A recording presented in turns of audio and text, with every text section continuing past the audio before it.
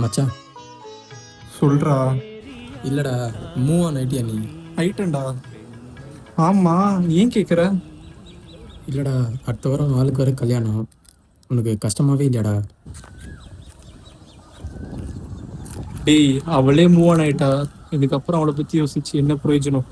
எனக்கு சுத்தமா கஷ்டமாவே இல்லையாடா. நீ பெண் தாடா. மூவ் ஆன் ஆச்சு. டேய் பேசியிருக்க, பதில் சொல்றா. என்னடா எழுதவே மாட்டேங்குது. டேய் பதில் சொல்றா, அதை விட்டு ஏதோ பேசிட்டு இருக்க.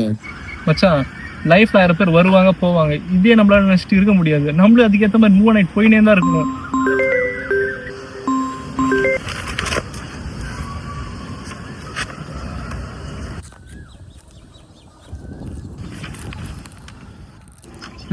நான் பெண் எழுத செக் பண்றதுக்கே அவ பேர் தான் எழுதிட்டு இருக்கான். இல்ல மூவ் ஆன் ஆயிட்டா வர சொல்லிட்டு இருக்கான். கொஞ்சம்